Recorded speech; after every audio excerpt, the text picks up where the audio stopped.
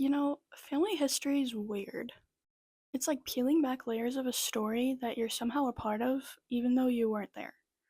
You find out things that make you go, oh, so that's where I got it from. Or, wow, my ancestors were kind of hardcore. One of those stories in my family starts on Thanksgiving Day, 1903. Picture this: a cold Minnesota prairie, a bride in a dove gray gown trimmed with white lace, and over 100 guests to celebrate the marriage of my three times great grandparents, Sam and Martha Wunderlich. The local newspaper wrote about how the gifts were numerous and beautiful, but the real legacy they left behind wasn't wrapped in a bow. It was the family they built and the lives they shaped for the next 4 decades. I obviously never met Sam and Martha, but through family stories, records, and some interesting old photos, I feel like I've gotten to know them. And let's just say they lived a life that was anything but boring. Sam was born in 1875 in Holden Township, Minnesota, one of 12 kids. Fun fact, he was actually a twin, but his brother didn't survive infancy. His family later moved to Richland Township, where he spent most of his life. He was described as a medium-built man with blue eyes and gray hair. Oh, and apparently he lost an eye at some point. Photos make it look like he still had both, so either he had a glass eye or just lost the sight in one. Another little family mystery we may never solve.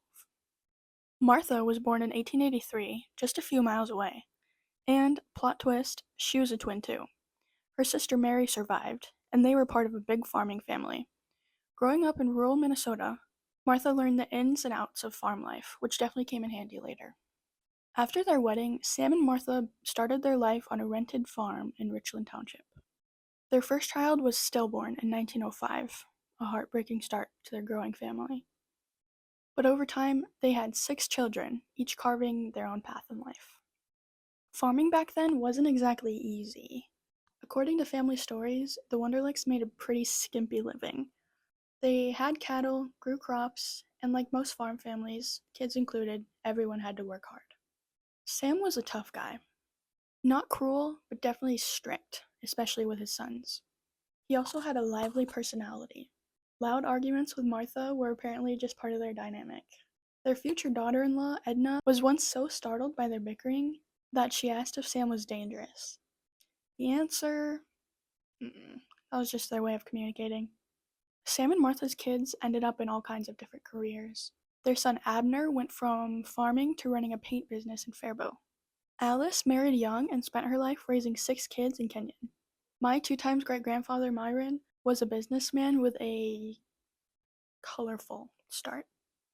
Rumor has it he ran Moonshine during Prohibition to fund his grocery store. Harold and Fritz took very different routes. Harold moved out west to work as a carpenter and in farming, while Fritz worked as a school counselor and a psychiatric technician.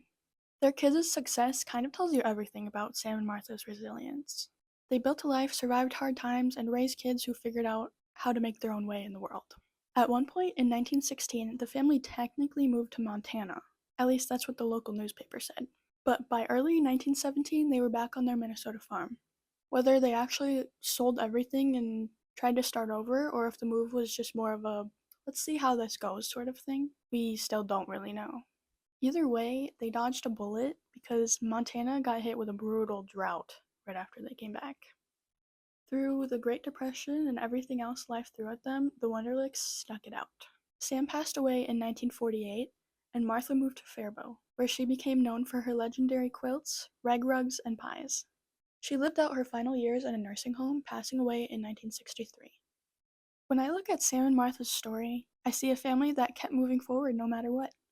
They worked hard, stayed connected to their roots, and made sure their kids had opportunities, even if Sam was skeptical about formal education at times. Which is kind of funny considering Fritz skipped 2 grades for being insanely smart. Their story isn't just about them, though.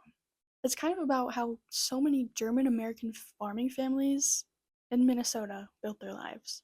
They weren't flashy or famous, but they were the kind of people who shaped communities by showing up, working hard, and taking care of their own. And honestly, I think that's the real legacy they left behind. So yeah, that's the story of my 3 times great-grandparents, Sam and Martha Wunderlich. If you liked hearing about them, let me know. Because trust me, my family tree has plenty more stories where that came from.